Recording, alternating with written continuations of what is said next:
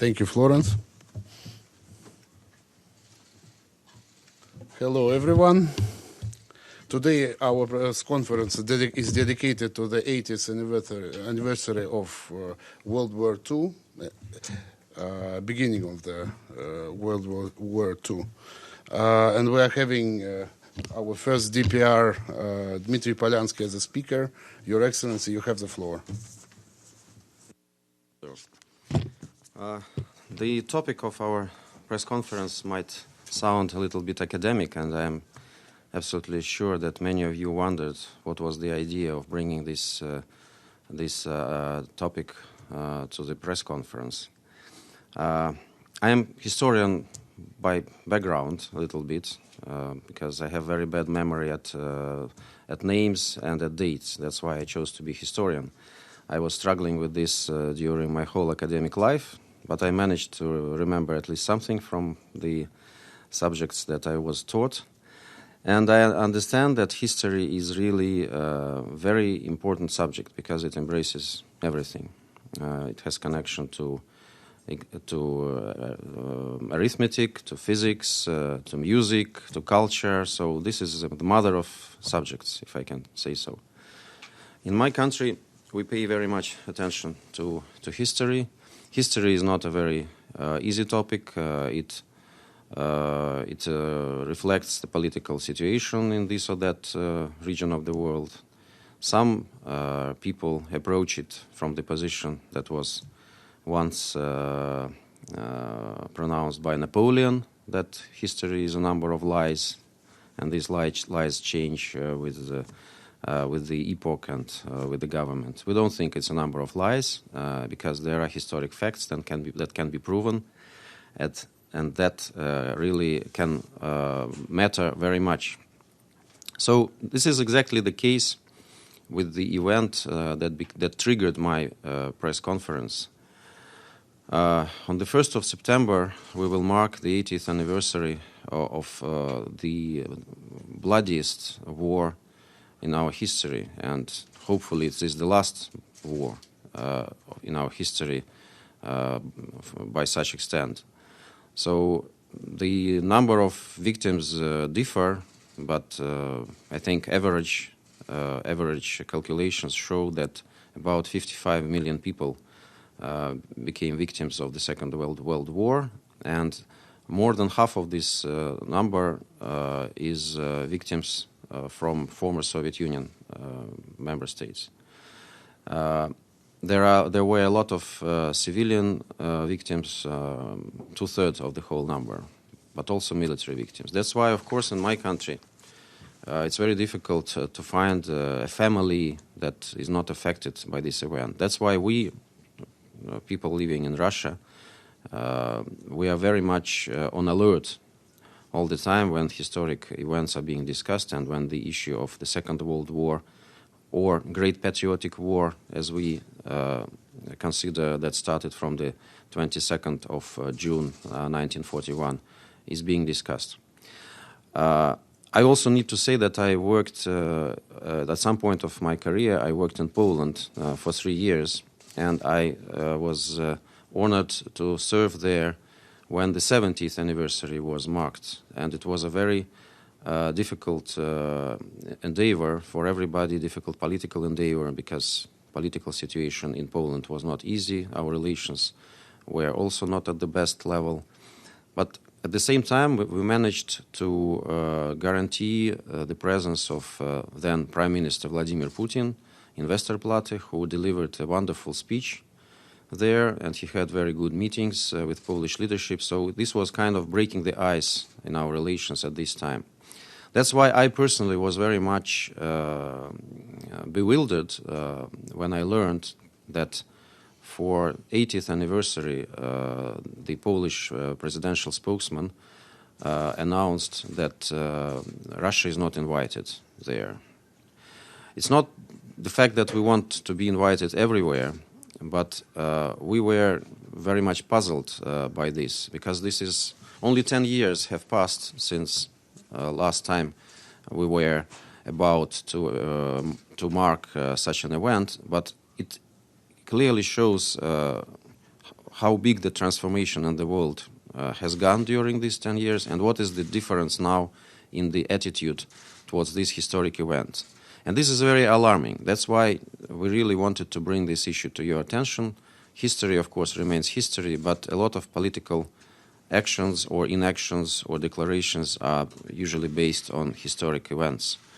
So there are a lot of facts that are in the basis of our perception of the beginning of the Second World War, and the depth of your analysis usually is defined by the conclusion to which you want to come at the end of this analysis. So if you just start your analysis with the fact that on the 23rd of August 1939, Soviet Union and Nazi Germany signed non-aggression pact, then of course your vision of history is predefined. But this is a very shallow analysis, which is dominated today, unfortunately, in Eastern Europe and in Poland in particular. In order to understand the context of these events, we must dig further, and we need to understand that at this time in Europe, maybe 5-7 years before the beginning of the Second World War, it was absolutely clear that war with Hitler was inevitable, and the policy of great states at the European continent was very much determined by the way how to avoid the war, how to avoid participation in the war, and how maybe to get the biggest benefit from the fact that you will not be attacked first, and maybe you will not be touched by this war at all. So a lot of politicians at this time were absolutely clearly hoping that there will be war between Soviet Union and Nazi Germany, and these two states will annihilate themselves, and it will be a new opening for the world. So there were a lot of these primitive theories, and they were hoping that in such a scenario the other countries will be spared.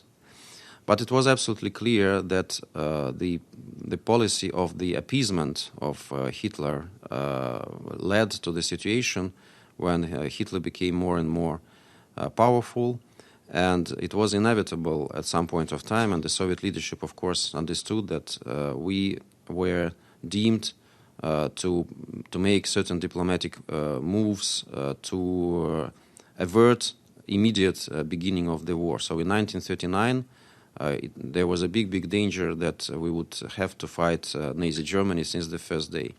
It is, of course, necessary to say that there were a lot of efforts at this time in Europe especially from our part, to form some anti-Hitler coalition and to mobilize efforts to give common response to this threat. And these were very active efforts. We had negotiations first and foremost with France and United Kingdom, but to no avail. There were political reasoning behind this. Nobody was very much fan of Soviet Union at this time, and they had their own interests.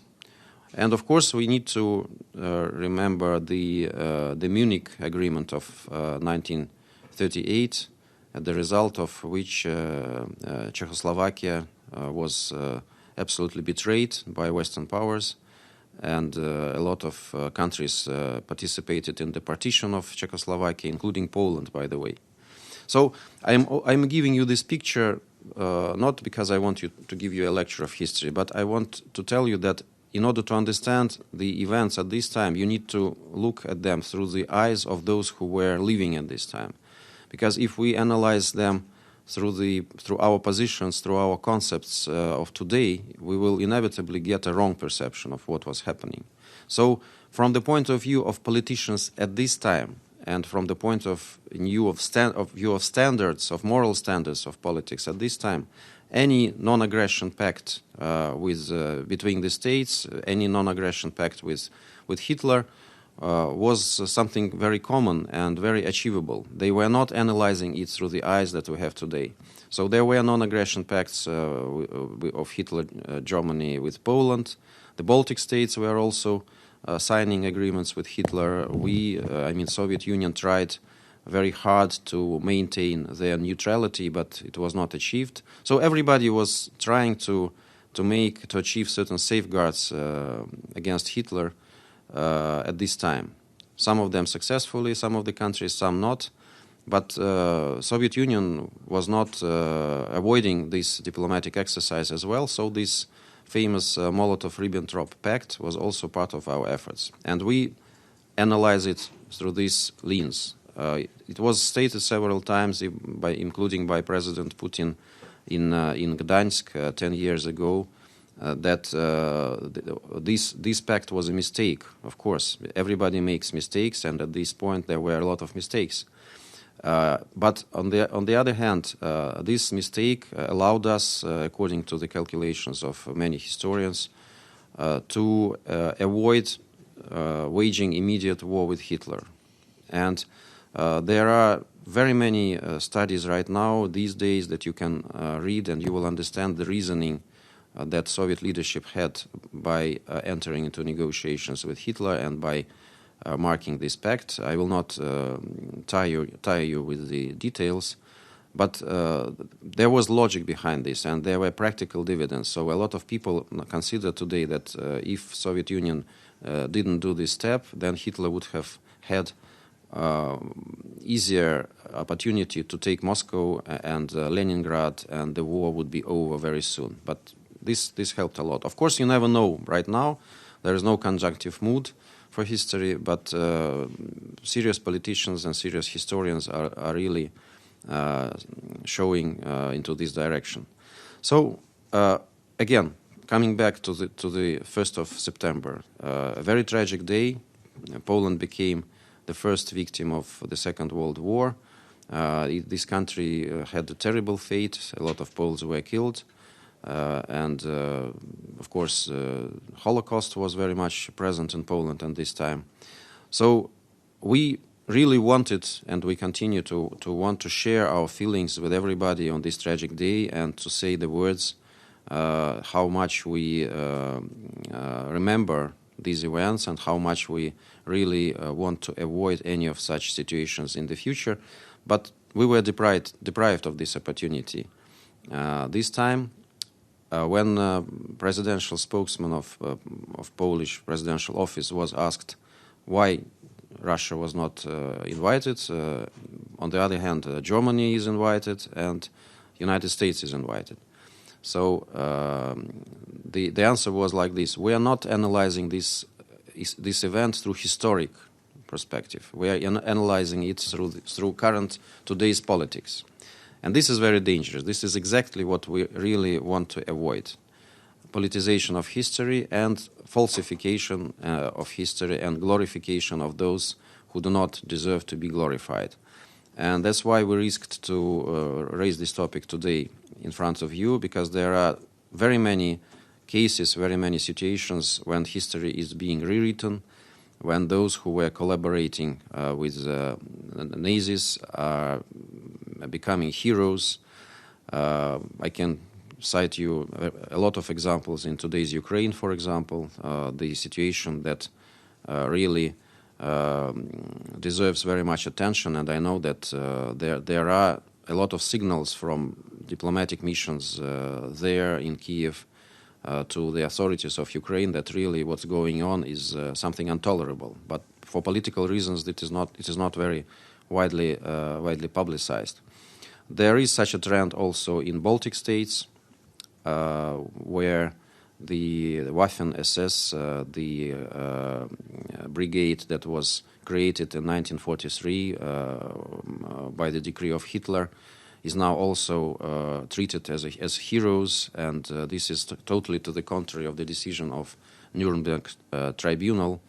So this is a trend that we always were condemning, and this year I think we really saw that the events, the political situation now in some of the Western countries dictates and defines the fact that they are even more eager to rewrite history and to change the attitude towards recent or not recent historic events. I tried to find out opinion polls about what is now the perception of events of the Second World War. They are numerous, not very many of them are illustrative. But, for example, recent opinion poll in France, who gets the most credit for victory over Hitler. So in 1945, 70% of French, more or less, were responding that it was Soviet Union. About 20 that it was United States, and the rest UK. Now the situation is totally opposite. 70% United States, 20% Soviet Union. For the UK, it remains more or less the same. So this is also very illustrative. The poll was conducted a couple of years ago, but I think that today the trend is even more alarming.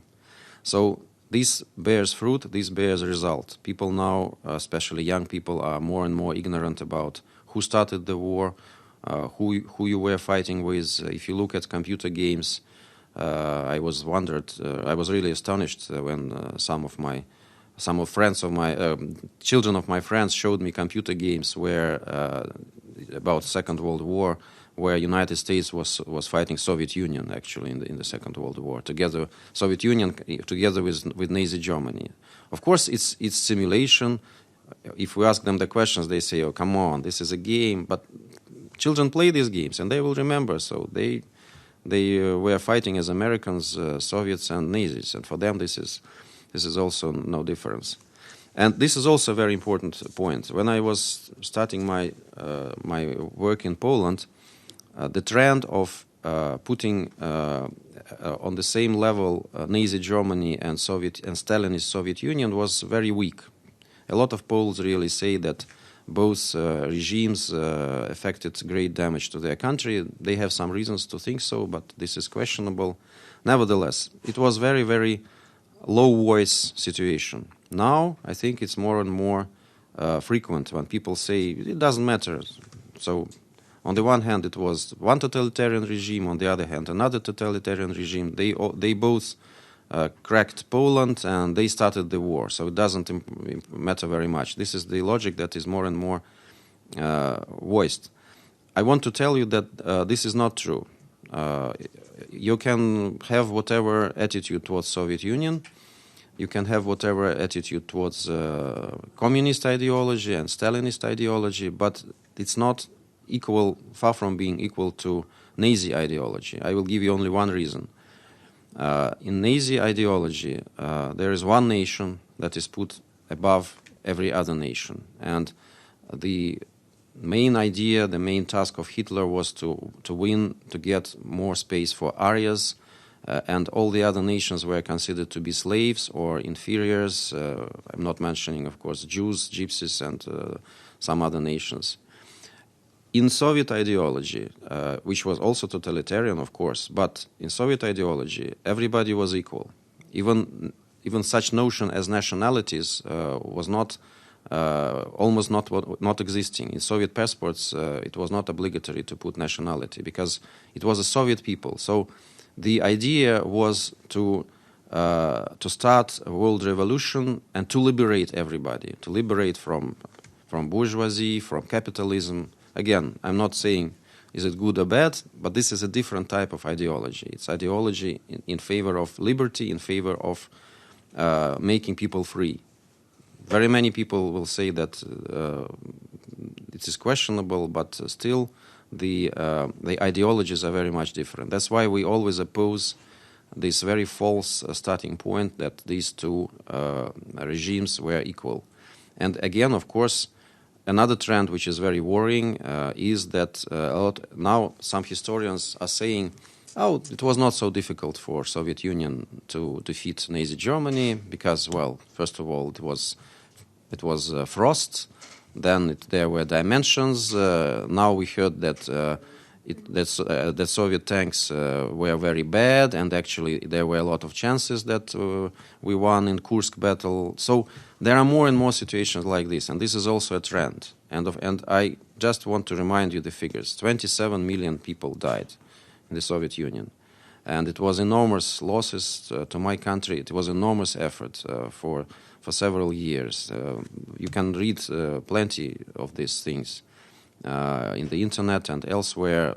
This is very sad for us to hear such things, and this is a very sad situation for us when we learn that our country is being omitted for such important celebrations. This is not an insult to us, of course.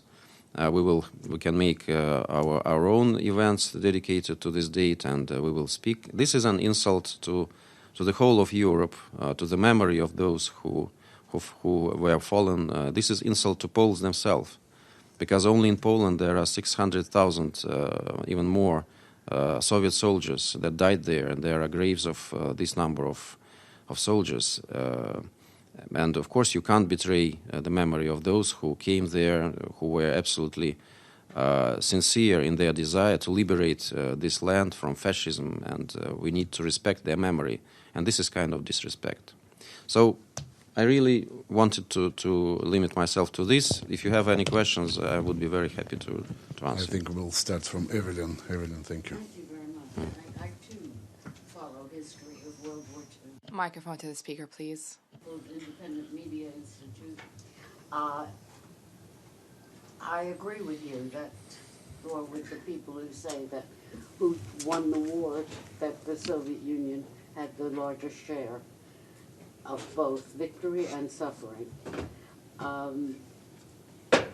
But what amazes me now, well, two questions. First of all, I'm amazed that the Poles 10 years ago invited the Russian Federation because they did suffer under the Molotov-Ribbentrop Pact. And I just thought it was unusual that they would have done that.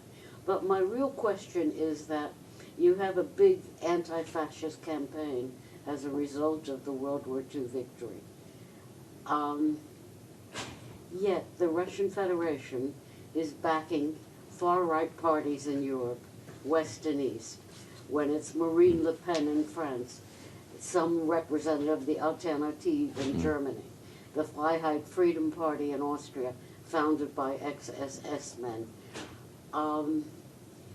There are people in each group who fall into neo-fascist tendencies.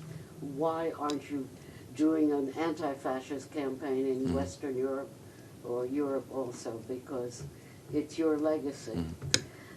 So, in a sense, this is one question. Yeah. Okay, I will answer it. First of all, it's very difficult to classify all the far right, as you put this movement, as, for example, Nazi movements. No. So if People among them. yeah, there are some people, but no problem. I hear you well. But I have not heard that they were marching along the streets with Nazi symbols, with Nazi symbolica, with the lanterns that are being lit like it was in 1933. On the other hand, in Kiev they do so. They have Nazi emblems, they have Nazi symbols. It's quite clear, and nobody pays any attention to this.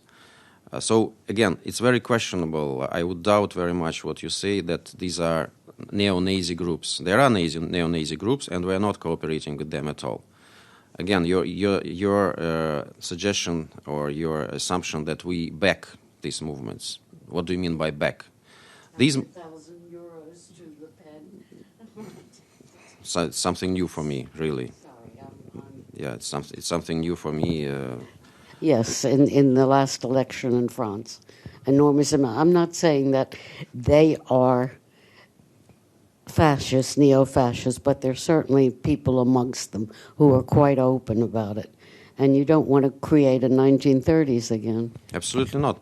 But you also need to take into consideration with one fact. It takes two to tango. So if somebody wants to speak with us, we are ready to speak with them. I haven't heard about many European parties right now that wouldn't be afraid to speak with Russia and that would propose to speak with Russia and that would voice understanding of our reasoning and our politics and so on and so forth. So it would be unwise for us not to notice this. And again, if we take, for example, Le Pen's movement in France, this is not marginal movement. She was presidential candidate. So her policies and her party program was very much analyzed. If it were about neo-Nazism, I'm absolutely sure that the French would have forbidden it.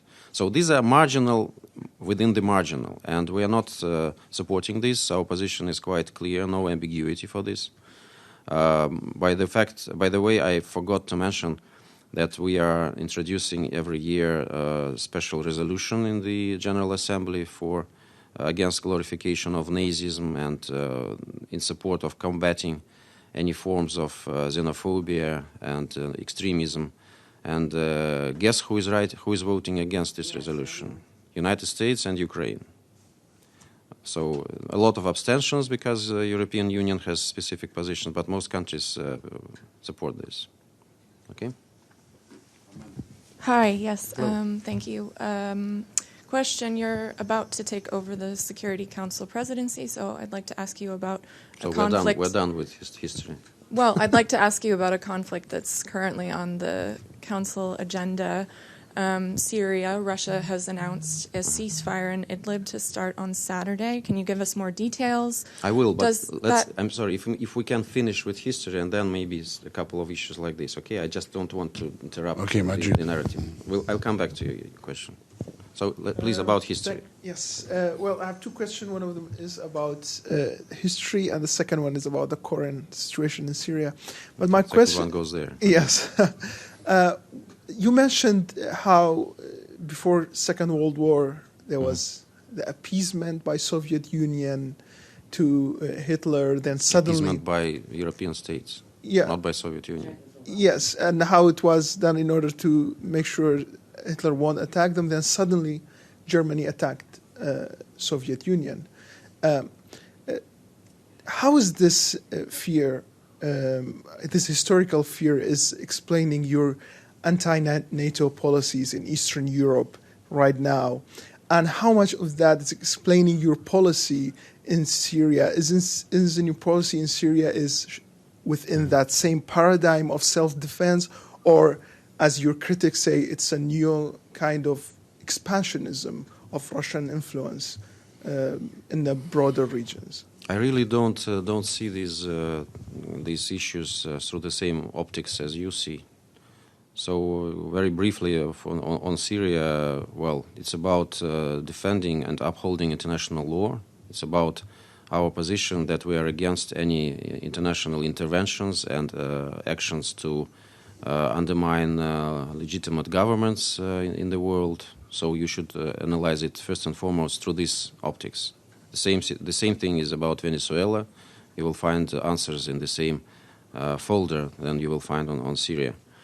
As for the NATO, well, again, it's a very interesting angle that you are looking at this. Our opposition to the enlargement of the NATO, first and foremost, comes from the understanding that NATO was and is kind of a rudiment from the Cold War. So there were two blocks. One of them was Eastern Bloc, another one was Western Bloc, and there were Warsaw Treaty Pact organizations and NATO, North Atlantic Treaty Pact organizations. They were counterbalancing each other. So at some point of time, when the world was changing, there was an agreement. It was oral, it was verbal, but it was absolutely understood equally everywhere. That when we dismantle the Cold War mentality, the both pacts will cease to exist, which was the case with the Warsaw Pact, but it's not the case with the Atlantic Treaty Organization. So how do you think we should view the existence of military bloc, which is against Russia, which has anti-Russian ideology? So Russia is a foe, an enemy for NATO, and this is not a secret. And this bloc has a lot of military installations in the nearest proximity of Russian borders. Of course, you can look at this issue through another angle. You can say that our country has placed itself in the nearest proximity of NATO borders, of NATO bases, but that's not how we analyze it. So there are military people in my country who need to assess threats and to counter threats. And of course, they can't ignore the fact that a very powerful military bloc, whose military expenditure is tens of times more than military expenditure of Russia, This bloc is aggressive, and this bloc is there. So it has absolutely nothing to do with Cold War. It has absolutely nothing to do with Second World War. It's the reality that we face, and we need to analyze these challenges through what we have today. And for Syria, I partially answered, but we'll come to this one in Syria. Any other questions on the theme of our History. press conference? Yeah. Maria, maybe. Thank you, Theodore. My question is about the celebration which is Russia preparing right now for the next year of Victory Day celebration, 9th of May, and 17 leaders already confirmed their participation in this event. I wonder if Russian authorities are going to invite the United Nations Secretary General to this.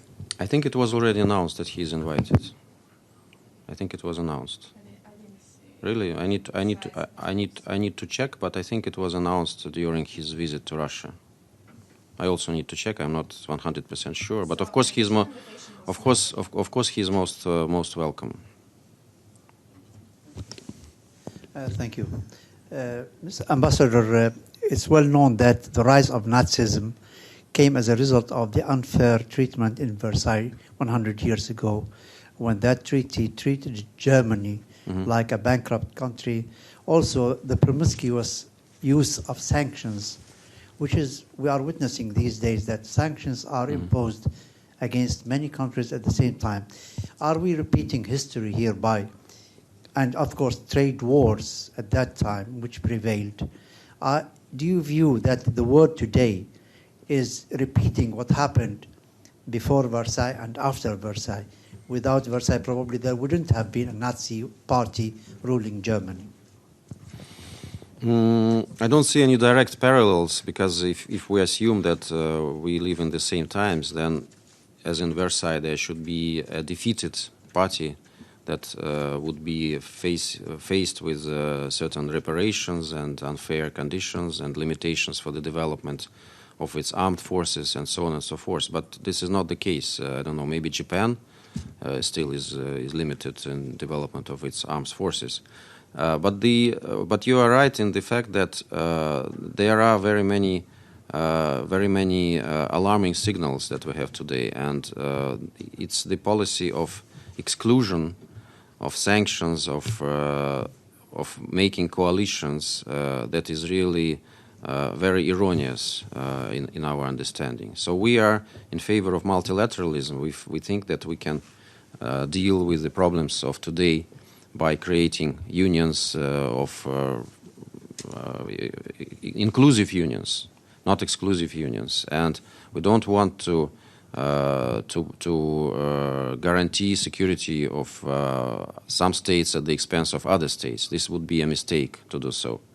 And there are a lot of trends like this happening today. So I think that your position that we face some situation that might be similar to that of Versailles, of something on the eve of a big war, that there are some tells that which would indicate that really we are in a dangerous situation right now. For us, it's rather the tolerance to this global glorification of neo-Nazis that we see in the world that is the most alarming. Because if we don't take this at face value, if we don't say that we do not tolerate these things, then we will all face big problems in the future.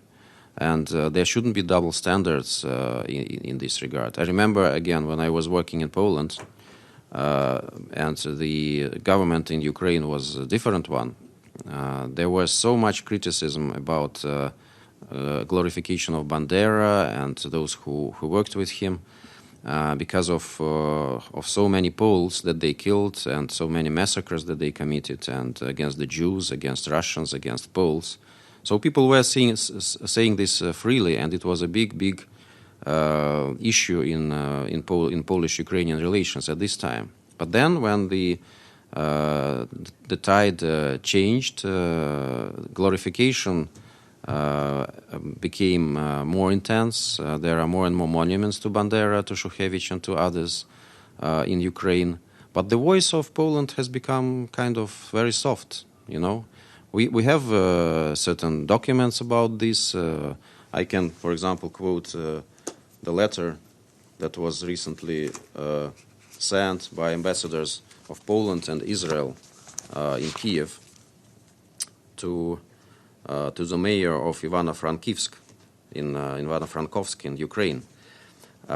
It's against the unveiling of the monument to Roman Shukhevich on the 24th of May of this year. And in this letter it is said, we take the opportunity to protest your decision and wish to remind the kids of Ivano-Frankovsk, their parents and grandparents, that Roman Shukhevich was personally responsible for taking the lives of tens of thousands of their equals by bullets, fire, rape, torture, and other beastly methods, only because they prayed to God in Polish or Hebrew. This is in a letter. This letter is not publicized. I downloaded it from the internet, from Twitter of some people who really also think that glorification of Nazism is something very shameful. But have you heard anything about this in mass media? Nothing. Absolutely. This is very serious. So the attitude changes, and political games, political aims start to dominate certain assessment of what's happening or not happening, and this is very tragic, really. A quick follow-up on this. Some countries, of course, and some communities claimed compensation from Germany as a result of the atrocities committed against them. However, you have paid the heftiest price for the war, 27 million, as your statistics show. However, you did not claim any compensation. Why is that? The best compensation for us would be a peaceful world without wars, and where people really can cooperate and not fight. So that was in the middle of our ideology all over the time. But I really don't remember. Maybe there were some compensations and reparations. I think there were some reparations in terms of land. Germany lost a big part of its territory, mostly to Poland. But Kaliningrad Oblast, I think, was also part of the land that was transferred to Soviet Union after the war. So it's kind of issue. I'm not a specialist here. I think there were some kind of compensations, but not to the extent that you mentioned. And of course, they were not formulated in treaties or something else. Yeah. Thank you, Ambassador Stefano Baccara, Radio Radicale in Rome, La Voce di New York. I thank you for this unusual press conference, because me too, I was a student of history. Like you, I didn't remember much of dates, but that makes best historians, you know. Yes, but I still think like you, the history is very important, especially if we want not to repeat history. In your presentation, if I got it right, you practically saying, apart as the link with why Poland is now inviting you, Russia, and you mentioned the Pact Molotov-Ribbentrop. For your interpretation, if I understood correctly, you say at that time, years before, even before Munich, the so-called capitalist world was betting on a war between Nazi Germany and Soviet Union. Yes. For their advantage. So the idea of Stalin and the Communist Party in the Soviet Union was, well, we're not gonna be just the victim of the Germans because the world wants that. And so you did the Pact Molotov-Ribbentrop. And this could be, it makes sense. I mean, the logic, if I was at the place of Stalin, I could have that logic. But then there are things that you didn't mention that don't go with this logic, or at least entirely. The Soviet Union invades Finland after. And invades Finland. There is a country that, at least, is not, to me, it doesn't seem that he's dangerous, so dangerous at the moment that you have to preventively, has a prevention invasion. But you do. It's costly. It's a costly invasion. It's a war, the Winter War. And so this is, for me, is the first thing that doesn't make sense, okay?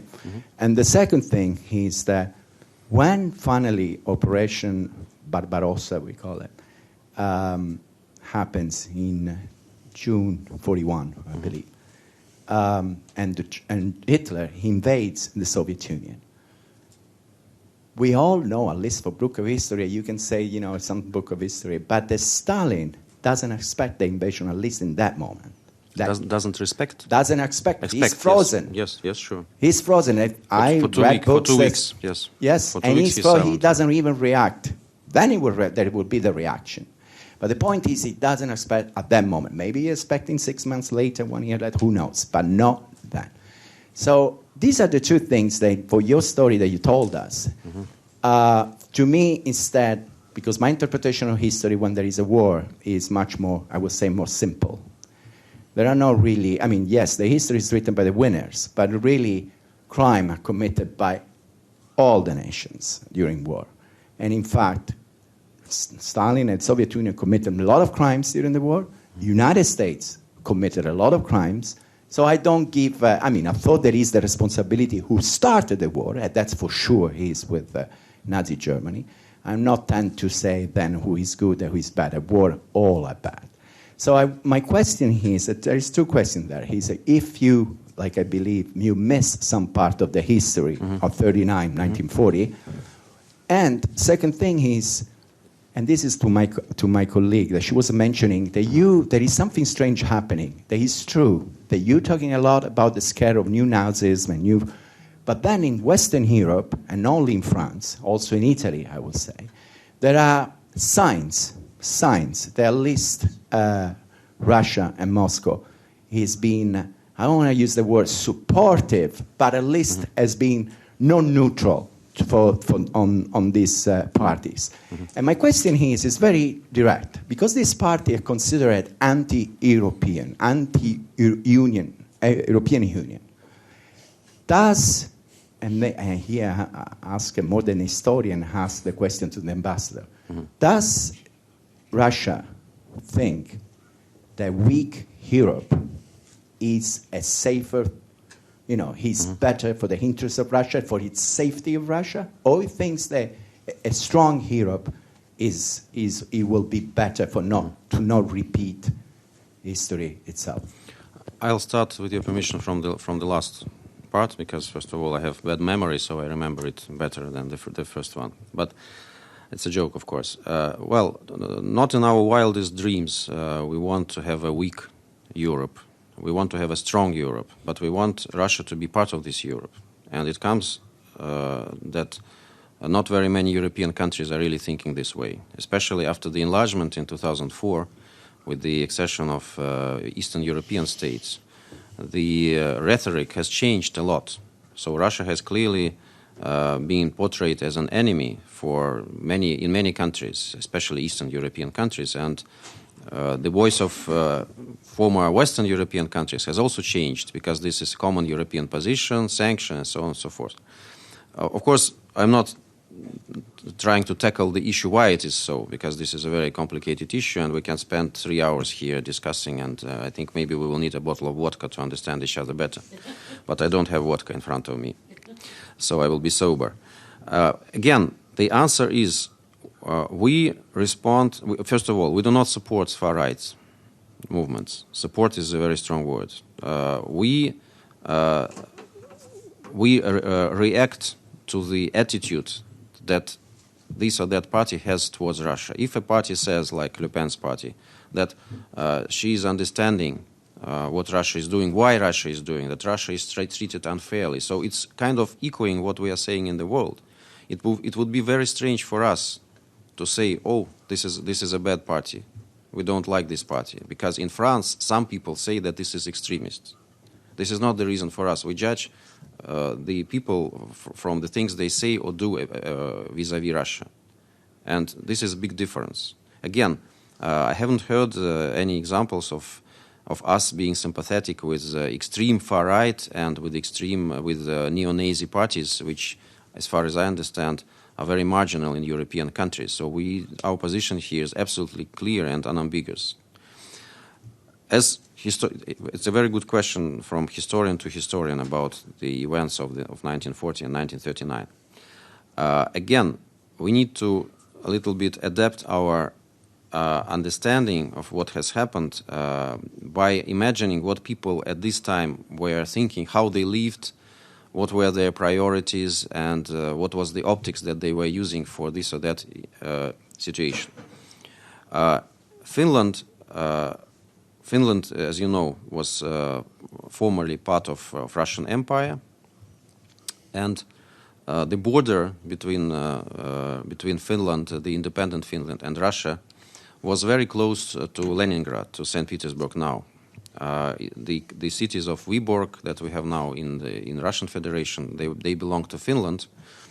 And of course it's not a reason for starting a war because of this. There are a lot of situations when capitals are on the border, but the rhetoric that we heard from the Finns at this point, and the fact that the Finns were not neutral in this regard, brought Stalin, I'm not justifying his actions, I just try to find reasoning for this, brought Stalin to the conclusion that if the war starts, and if, which was very much predictable, Finland is part of the coalition with the Reich, then Leningrad, which was very important and still very important industrial hub for Soviet Union, now for Russia, Leningrad will fall within several days.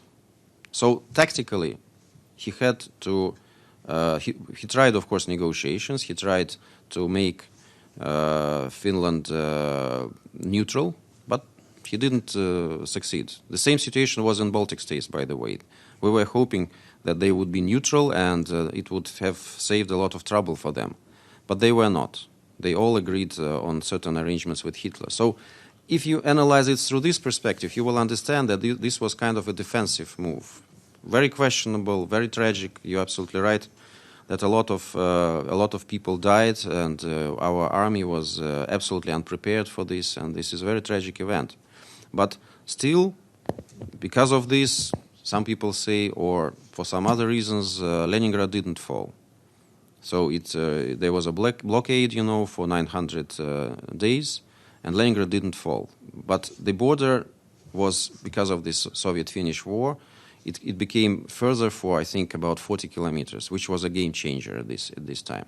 The same way, by the way, some historians are saying that as a result of this Molotov-Ribbentrop Pact, when on the 17th of August 1939 Soviet troops entered Poland and the border was moved to the west, this move also saved Moscow from being taken by fascists, because we managed to build some more fortifications there, and still during this Operation Barbarossa, advance was very quick, but still there were some more resistance. And you know that Hitler really, if he started the war maybe earlier and maybe the weather conditions would have been better, he had more chances. It would not be the turning point of the war. I'm absolutely sure that still history would have developed the way it is. Napoleon took Moscow, but it didn't bring him the victory. But nevertheless, because of this, a lot of people are saying that because of this move, because of the fact that the border was several hundred kilometers to the west, Moscow was not taken. It's very difficult to prove. It's very difficult. I'm not saying that I am supporting this now. I really say that it was a right move. I say I just need to understand the reasoning of these people. And I clearly see the reasoning of these people, given the fact that they tried all the other ways. It was not the first move that we made to make peace with Hitler. It was we made attempt with many other countries, and the Brits and the French. They quite clearly indicated publicly that they didn't want to make any arrangements with Soviet Union. Did I cover all of the issues or not? Maybe I omitted some. Maybe the last one just or two questions. Maybe just if I omitted something, can you remind me? You did cover it. Thank you. I just this is a student of history to a student to historians. Do you really believe then that Stalin knew that Hitler was going to invade, or you think? Yes, that's right. Or you think that Stalin, at one point, because that's if his behavior, he's paralyzed. He doesn't believe that this is happening. He really believed that actually could, share victory with it. I mean, the Hitler will have taken all Europe and left Soviet Union at least for some years long. I think that's absolutely ridiculous to think so. Stalin, I think, was quite aware that at some point of time, inevitably, there will be some fight with Hitler. But he was sure that he has some more years or months, I don't know. So he wasn't expecting the war to start at this moment. And you know that he disregarded a lot of reports from our spies in other world that the war would start at this day, from Japan, for example, by Richard Zorge. But when I analyze these events, when my friends in Poland, who are not, as you might imagine, big fans of Stalin, when they ask me this question about this, I say, okay, let's distinguish between Stalin and Soviet people. Because leaders matter, of course. But Stalin, yes, he was hiding for 2 weeks, for sure. Everybody was wondering what has happened. Kiev was already taken, most of the territory was already taken, and Stalin was silent. Nobody was understanding. He was in shock, it was quite sure. But people were fighting already. And when I spoke with my friends in Poland, I always told them, look, victory for us is not victory of Stalin. It's the victory of Soviet people. Because regardless of everything, regardless of all the hardships, regardless of all the deaths and devastation that we faced, it was the Soviet people who moved this fascist machine to Berlin. And when we honor the memory of those who were fallen in Poland, they were ordinary people. They all had some life ahead of them. They had children. They had all the reasons to be cowards, but they were not. They went there and they died for the liberty of Poland in the way they understood this liberty. And they deserve respect and memory for this. It's not about Stalin. Again, a lot of Poles saying, well, Russia brought a lot of devastation to Poland, you treated us badly, and that's why we can't be good friends with Russia. I ask them the question, were Poles treated in a different way than Russians were treated in Soviet Union? In Nazi Germany, you would say Germans are a superior race, superior nation, so they would live well and all the others would be slaves. In Soviet Union at these times, everybody went to Gulag, not only Poles. And that is the big difference. We all lived badly at this time. We all were treated in the same way. We all faced the same political and other problems. And you can't say that Russians were superior or Belarusians were superior or Ukrainians. We all were treated like Soviet people, without any nationalities. And it was more important whether you were a worker or a capitalist than whether you were a Pole or a Russian. And that's a big difference. I'm not saying it's good or bad, but that makes the difference between the two countries at this time. So they couldn't at all cooperate, even theoretically, because ideologically they were very far from each other. The games were absolutely very far. And the union and some common goals couldn't be imagined at all. As a historian, I'm absolutely sure of this. Thank you. So maybe a couple of last questions. Yeah. I have to see. Lenka. Okay, thank you. I just wanted to ask you, please, how is the falsification related to the work of the United Nations?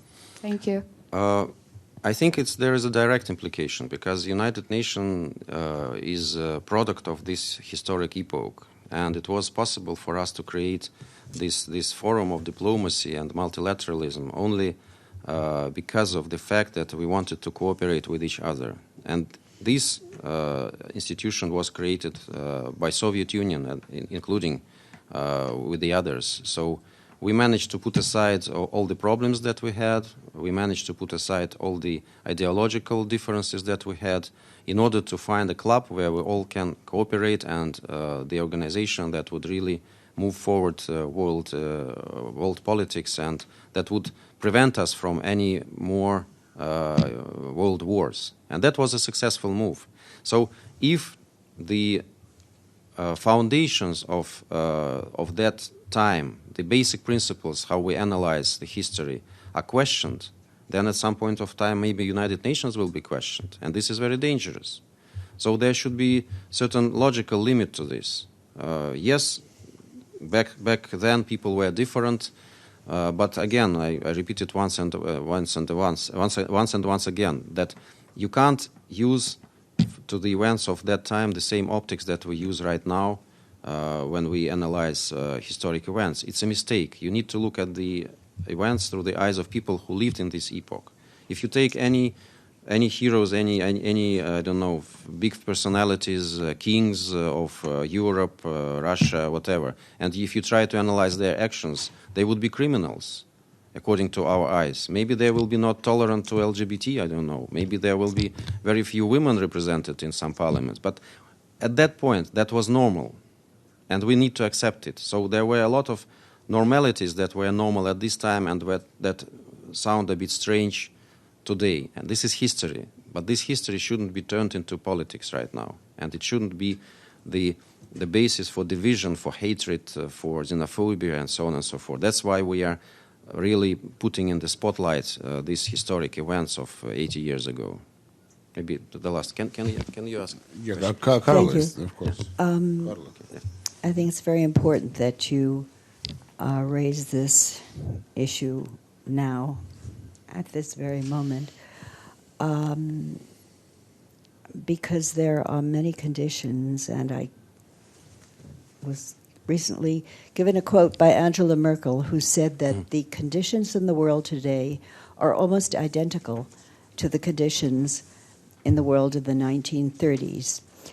And I would appreciate it if you would address the economic roots that made it possible for Nazism to arise. The Holocaust Museum in Washington said that 23 million Germans were on the verge of starvation at the time the Nazi Party came to power. Today, it's publicly known that 8 individuals own more wealth than more than half the human beings on this planet, which is an extremely destabilizing situation. So, to what degree would you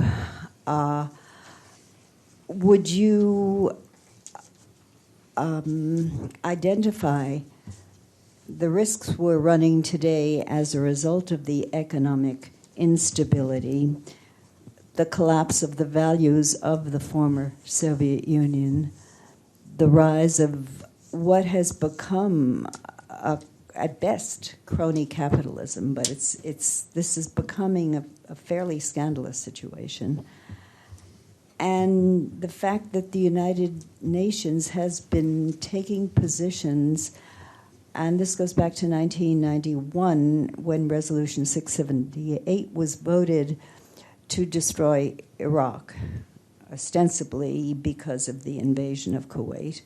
But then again, you had Resolution 1970, I think it was 1973, about Libya and so forth. The U.S. is being... The question is, what are the economic similarities between the global economic situation today and that in the 1930s, and to what degree did this give rise to the popularity of Nazism in certain areas, and to what degree is this underpinning the glorification of Nazism in countries which are now... I understand. Yeah, thank you. Well, first of all, let's be absolutely clear. Soviet Union is part of history. You can regret it or you can be joyful about this, but it's a part of history. I can only quote my president saying that, well, first of all, the collapse of Soviet Union was the biggest geopolitical catastrophe of the 20th century. Yes, that's mostly quoted part. But the other part is not quoted at all. He said, those who don't want to reestablish Soviet Union, they don't have heart.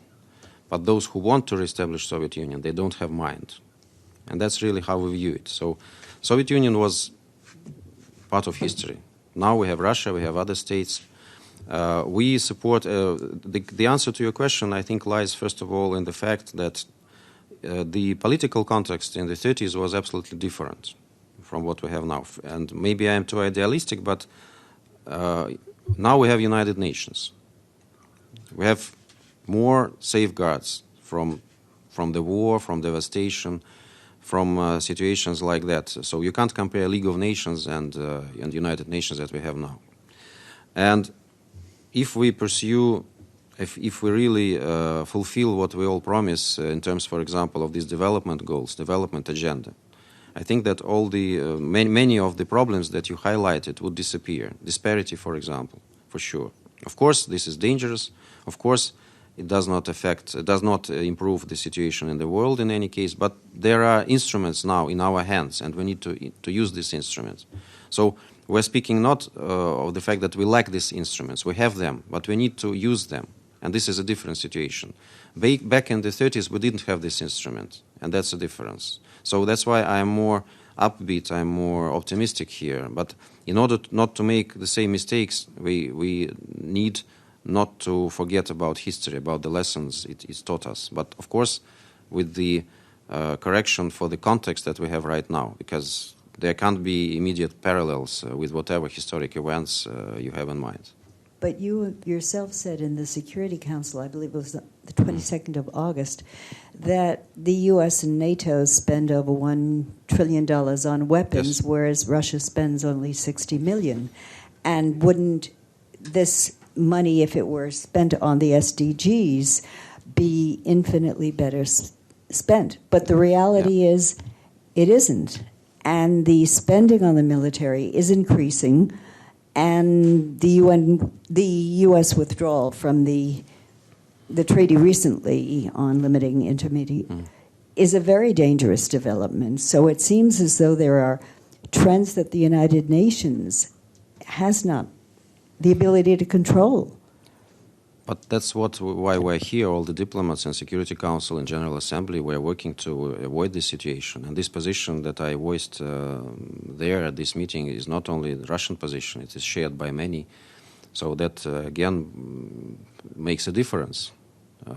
We understand that there is a problem. We understand that there is a big problem, but we have all the instruments to change this problem. To correct this problem, if we stick to multilateralism, then we have the solution. If we stick to unilateralism, then the situation might be dangerous. So, United Nations is really a very important product of that epoch, a historic epoch that is very much mattering today, and we don't need to forget about history. Including in the context of functioning of United Nations and history of its formation. That was my point. So maybe let's close historic part and just a couple of moments on Syria. Couple of questions, yeah? A couple of questions. Couple of questions on other matters, yeah. So again, remind me what's on Syria. Yeah. On Syria, Russia announced a ceasefire in Idlib. Can you give us more details? Does this include any sort of exception for counterterrorism operations to continue? And also, will Russia engage with the humanitarian penholders on the draft resolution before the Security Council, now that it has announced a ceasefire? I don't have the details of the ceasefire. I assume that all the ceasefires are kind of similar. So the conditions are kind of similar, but we have resolutions of the Security Council that clearly define struggling with terrorism, combating terrorism as our priority. So, but the most important fact is that this is not the first ceasefire, and I'm afraid not the last ceasefire. All the previous ceasefires' fate was the same. So the terrorists immediately broke this ceasefire. I hope that this one will last, but I really have doubts given the situation that is there. But let's hope, let's keep our fingers crossed. As for humanitarian resolution, well, I was absolutely clear yesterday in my statement on the Security Council. There are humanitarian problems, and we try to solve these issues. But there is some similarities in the situation than when the Syrian army gets initiative on the ground, there comes another initiative of humanitarian resolution.